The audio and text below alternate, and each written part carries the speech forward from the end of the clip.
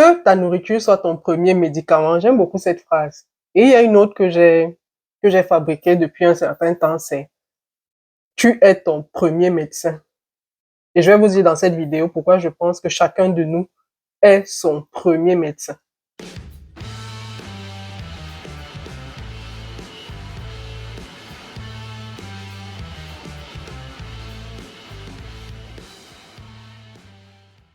Salut, je suis Priscilla Tanganambida et bienvenue sur cette chaîne, la chaîne que j'appelle la chaîne du BIM des femmes.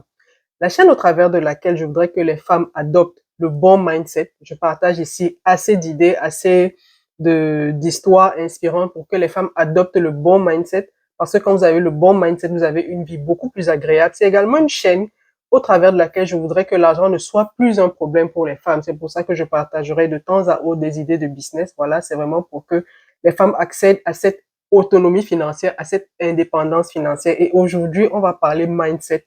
Et je vais partager mon histoire avec vous, avec les femmes, pour qu'elles intègrent que avant d'aller voir le médecin, bien souvent, on sait de quoi on souffre. On va voir le médecin, peut-être parfois pour confirmer certaines choses, peut-être parfois pour être rassuré sur d'autres, mais au fond, nous-mêmes, on peut détecter le mal et il y a bien des mots euh, pour lesquels on pourrait s'éviter d'aller voir un médecin parce qu'on sait au fond de nous de quoi on souffre. Alors, je vais vous partager mon histoire. Il y a quelques années, j'ai commencé à développer des douleurs, mais vraiment de plus en plus fortes. Alors, la première douleur, c'était les maux de tête chroniques. J'avais des maux de tête, mais en n'en plus finir.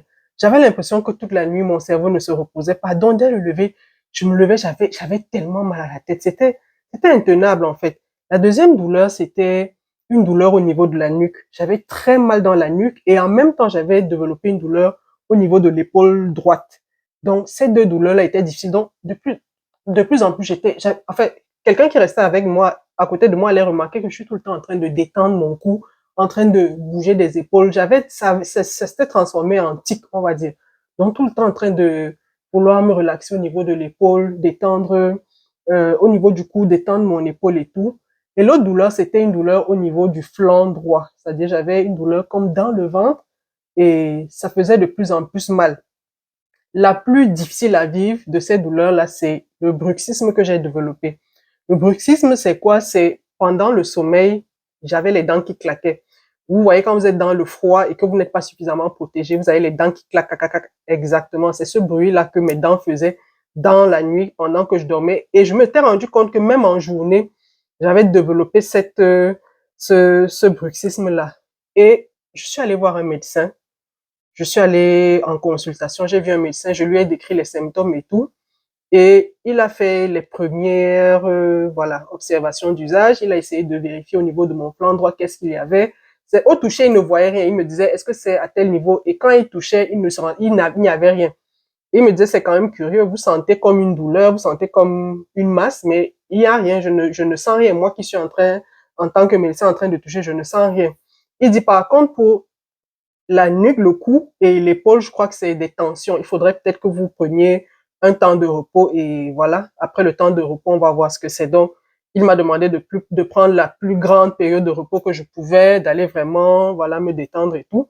Ce que j'ai fait, j'ai pris la plus grande période de repos que je pouvais, je suis allée et au retour, il a voulu que je prenne un rendez-vous de suivi, un rendez-vous pour qu'on fasse un suivi pour voir est-ce que ça s'est amélioré. Et quand je suis repartie, il m'a dit, bon, si ça s'est amélioré et que votre corps a été au repos pendant une bonne période, ce que je vais faire, c'est que je vais donc maintenant vous prescrire les examens pour que toutes ces parties-là, on puisse les voir on puisse faire des examens un peu plus poussés pour être sûr qu'il n'y a vraiment rien. Donc, il m'a envoyé faire des examens beaucoup plus poussés et les examens n'ont rien révélé.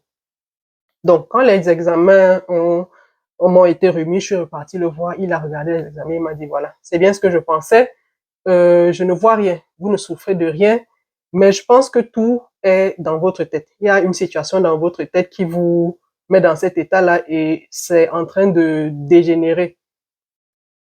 Et quand il m'a dit ça, j'ai souri, mais à l'intérieur de moi, parce que je savais exactement de quoi je souffrais. Je savais ce qui me faisait souffrir. Je savais ce qui me mettait dans cette condition-là. Je savais ce qui était en train de bousiller ma santé. Mais je pensais qu'il y avait un raccourci ou une autre manière que celle qui était la solution pour y parvenir. Vous voyez un peu, vous savez par exemple que pour manger, il faut vous faire un repas, mais vous êtes convaincu que non, quelqu'un peut manger et vous, vous êtes rassasié. Je ne sais pas si vous voyez un peu l'idée. Donc, je suis allée, quand il m'a dit ça, il m'a dit, quand le corps arrive à cette étape-là, c'est qu'il a suffisamment déjà utilisé ses ressources, que voilà, c'est comme une cocotte minute qu'on met au feu, sur le feu. À un moment, la vapeur qui est dans la cocotte doit sortir. Et c'est pour ça que ça lève la soupape qui est au-dessus, là, ça siffle à un moment. Donc, il me dit, ça ne date pas d'aujourd'hui. Ces douleurs-là étaient sourdes, elles étaient vraiment difficilement perceptibles, mais il y a eu quelque chose qui vous a certainement alerté à un moment donné. Mais comme vous n'avez rien fait, le corps est en train de monter en puissance, de vous dire de plus en plus haut qu'il est en train de souffrir. Et c'est pour ça que je voudrais partager cette vidéo avec tout le monde, tout ce qui me regarde, toutes celles qui me regardent, toutes celles qui me regardent parce que je sais que c'est une vidéo, enfin, parce que la chaîne est dédiée essentiellement aux femmes. Je voudrais partager cette vidéo avec d'autres femmes qui traversent ce genre de moments-là.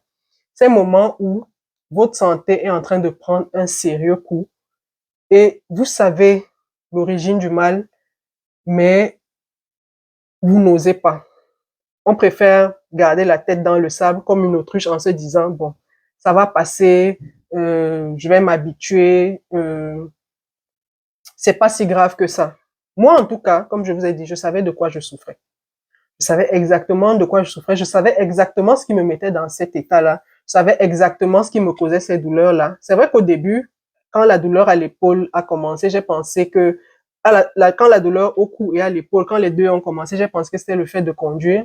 J'ai arrêté de conduire pendant un certain temps. Ça, certes, relâché, mais les autres douleurs étaient présentes. Donc, je savais de quoi je souffrais. Je savais ce qui me mettait dans cet état-là. Et quand j'ai causé avec ce médecin-là et qu'il m'a dit, vous savez quel est le problème, vous savez quelle est la situation qui vous met dans cet état-là et que votre corps est juste en train de parler de plus en plus haut, je me suis rendu compte que si je ne faisais pas ce qu'il y avait à faire, si je ne faisais pas ce que je devais faire, ça pouvait être pire. Parce qu'il m'a dit, parfois vous entendez que des personnes ont fait des ruptures d'anévrisme, vous vous dites que, ah, c'est, non, parfois c'est quand le corps a trop parlé, à un moment, shut down. Le cerveau s'arrête et dit, ok, d'accord, je te laisse avec ça si tu ne veux pas faire ce qu'il y a lieu de faire. Vous voyez, je ne sais pas si vous avez déjà entendu parler de personnes dont le cerveau a, voilà, qui ont fait un burn-out, qui ont eu un arrêt, c'est-à-dire une rupture d'anévrisme, tout s'arrête là comme ça. C'est parfois des situations comme celle-là. Des situations où le corps nous a déjà parlé à voix basse. Pas très bas, on entend. Le corps nous a déjà dit, voilà, je souffre. Le corps nous a déjà dit, voilà, il y a telle situation qu'il faut régler. Mais on laisse couver. C'est un peu comme un volcan.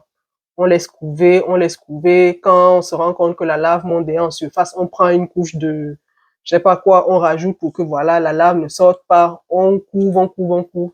Sauf que ce qui se prépare là est juste explosif. Plus on court, plus l'intensité du volcan grandit et le jour où il explose, c'est juste catastrophique, c'est une catastrophe, c'est-à-dire que vous vous retrouvez à l'hôpital, hospitalisé, c'est vraiment, c'est compliqué à gérer en fait. Donc moi, je savais de quoi je souffrais et je savais quel était mon problème, je savais que j'avais un rêve en moi, j'avais un projet en moi, mais je n'osais pas sortir de ma zone de confort parce que c'était ça, c'est ce qui me mettait dans cet état-là. J'avais un rêve en moi, j'ai toujours voulu entreprendre, j'ai toujours voulu réaliser des choses, mais je n'osais pas. Je n'osais pas, je ne me faisais pas assez confiance. Je me disais toujours, mais si tu abandonnes ton emploi, comment tu vas vivre? Si tu laisses tomber tout ce que tu as, qui sont tes sûretés actuellement, comment tu vas t'en sortir? Bref, je n'osais pas. Je n'osais vraiment pas. Et le fait que je n'osais pas, mais que je rêvais et que je voulais vraiment réaliser ce rêve-là, que les deux cohabitent en moi, ça me mettait mal à l'aise. Ça me pourrissait la santé, littéralement. C'est-à-dire que euh, j'arrivais là, j'avais les dents qui claquaient, comme je vous ai dit, j'avais très mal à la tête, bref, je détestais tout ça. Je détestais de vivre tout ça parce que je me disais, mais ceux qui osent, qu'est-ce qu'ils font? Et quand j'ai eu cet échange avec le médecin, je vous l'ai dit, quand il m'a dit, madame, c'est vous qui êtes la solution à votre problème. Il n'y a aucun médicament qu'on va vous donner. Aucun remède ne peut régler cette situation-là. Ça sera peut-être un médicament qui va supprimer les symptômes, mais il ne va pas supprimer le mal. Il y a une action à poser et vous êtes la seule personne à pouvoir la poser. Et je suis rentrée chez moi. Je me suis posé beaucoup de questions. Et les plus importantes, celles que je me suis posées, les plus fondamentales, c'est quand je vais mourir, parce qu'on va tous mourir, c'est une certitude. Quand je vais mourir, qu'est-ce que je regretterais le plus de n'avoir pas fait? Est-ce que je regretterais de, de n'avoir pas osé? Ou alors je regretterais d'être resté dans ma zone de confort? Quel serait mon plus grand regret? Et j'ai compris que mon plus grand regret, ce serait d'être resté dans ma zone de confort. Ça, c'est ce que je me suis dit, avec tout ce que je rêve de vivre, avec tout ce que je rêve de faire, rester dans ma zone de confort n'est absolument pas la solution. Rester là, confortable, avoir une situation que d'autres envieraient, ce n'est vraiment pas la solution pour moi. C'est vrai qu'on a parfois des choses que les autres envient, mais ce n'est pas pour nous, c'est pas fait pour nous. Les autres apprécient peut-être votre voiture, les autres apprécient votre maison, les autres apprécient ce que vous avez, mais au fond de vous, tout ce dont vous rêvez, c'est de vous retrouver dans un village vraiment à 1000 lieues là-bas où vous vivez, le plus proche de la nature. Voilà des choses dont vous rêvez. Mais on est dans une société où on a, on a fixé comme des standards de réussite, de sorte que quand vous sortez de ce cadre-là, vous êtes un peu comme, on dit, mais il y a quelque chose qui va pas chez toi. Comment tu oses laisser ça? Comment tu oses abandonner ça? Et je vous avoue que c'est contre des choses comme ça que je me suis battue pendant plusieurs années. Je me suis battue contre des choses comme ça parce que je me disais, waouh, qu'est-ce qu'on va dire si je lâche tout ça? Qu'est-ce que les gens vont penser de moi? Est-ce que les gens ne vont pas me traiter de folle? Est-ce que les gens ne vont pas me traiter de bizarre? Bref, j'essayais de plaire, j'essayais de rentrer dans le moule, j'essayais de faire ce qui ferait plaisir aux autres, mais qui ne me ferait pas plaisir à moi. Et la conséquence, vous la savez déjà, j'avais le corps vraiment à l'envers, c'est-à-dire que rien n'allait dans mon corps. Et quand je me suis donné la réponse que mon plus grand regret, ce serait de ne pas oser faire ce que je rêve de faire, j'ai pris la résolution que j'allais vivre toutes les expériences que je rêve de vivre dans ma vie. C'est vraiment une résolution que je me suis donnée dans cette vie. J'ai dit, toutes les expériences que je veux vivre dans ma vie, je vais les vivre. Je ne voudrais pas qu'au soir de ma vie, que j'ai un regret, que je me dise, mais attends, il y a ce truc-là que j'ai toujours voulu faire, mais j'ai pas osé. Non, non, non. Il n'en sera pas question au soir de ma vie. Au soir de ma vie, je voudrais, si Dieu permet, si Dieu me donne une longue vie, je voudrais me dire, waouh, ça n'a pas été facile, mais j'ai osé. J'ai osé aller récupérer mes rêves aussi loin qu'ils étaient, je suis allée les chercher. J'ai osé faire ce que mon cœur me demandait de faire. J'ai osé faire ce qui me donnait de la satisfaction. J'ai osé faire ce qui me donnait de la paix, ce qui m'apaisait. J'ai osé faire, même si ça n'a pas toujours réussi, mais j'ai quand même osé. Et je n'ai aucun regret dans mon cœur, dans mon esprit, dans ma vie. Et c'est vraiment ça mon combat depuis l'année 2019. C'est de n'avoir aucun regret. Honnêtement, si une idée me tente, si j'ai envie de faire quelque chose, vraiment, j'y vais. Tant que je ne suis pas en train de heurter quelqu'un, tant que je ne suis pas en train de faire du mal à quelqu'un, tant que je ne mets la vie de personne en danger, j'y vais. Vraiment, j'y vais, j'y vais, j'y vais. À la fin de la journée, que ça ait marché ou pas, le simple fait de n'avoir pas de regret, de me demander ici, ça, à quoi ça aurait ressemblé? Non, non, non, je ne suis plus là, j'ai déjà fait, j'ai fait ce que j'avais à faire, je suis content de l'avoir fait et je tire ma satisfaction de là. Donc, c'est vraiment ça qui m'apaise aujourd'hui, de savoir que je suis capable d'aller chercher toutes les expériences, d'aller réaliser toutes les expériences que je rêve de réaliser, de vivre. Je suis vraiment dans cet état d'esprit-là. Le regret est vraiment mon ennemi depuis l'année 2019. Je ne voudrais pas avoir de regrets à la fin de ma vie. Je sais pas pour toi, mais honnêtement, quand on regarde la vie, quand on s'interroge sur la vie, c'est quoi le sens de cette vie? Quand on regarde la vie, c'est-à-dire que une fois les questions, oui, finances et tout ça, une fois tout ça passé, la vie, c'est quoi en fait? Je suis pas en train de dire que chercher un travail, trouver un boulot, être financièrement autonome, c'est de mauvaises choses. Non, c'est même d'être financièrement autonome qui vous permet justement de vivre la vie dont vous rêvez. Si vous n'avez pas, vous ne savez pas comment chercher l'argent, si vous ne savez pas comment faire certaines choses, ça va être difficile d'aller chercher ces rêves-là. Mais je voudrais juste dire ici que parfois on se fait mal à soi-même physiquement, parfois on met sa vie en danger pour des choses qui sur la balance ne pèsent pas. Parce que moi, honnêtement, sur la balance, mes rêves, moi, je voudrais tous voir au moins à quoi ils ressemblent. J'aimerais tellement voir ce que ça ferait pour moi de vivre les expériences que j'ai dans ma tête. C'est tellement important pour moi que de rester là, scotché et de vivre une vie que les gens trouvent qualifieraient de vie réussie. Non. Moi, aujourd'hui, c'est pas ce que les gens appellent la réussite sociale qui est ma réussite à moi. Moi, j'ai mes critères de réussite et c'est vraiment sur cette base-là que je vis ma vie.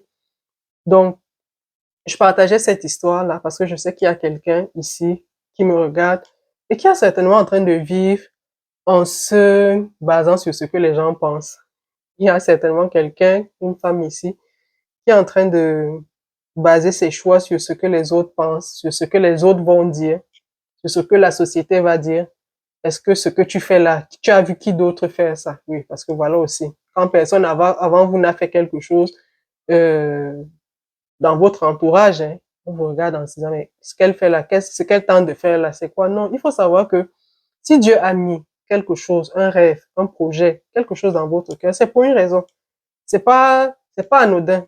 C'est pas anodin que de manière permanente, il y ait une idée qui tourne qui vous trotte dans la tête. C'est pas du hasard. Et malheureusement, on n'a pas souvent le courage d'aller faire le nécessaire pour que cette idée-là prenne corps.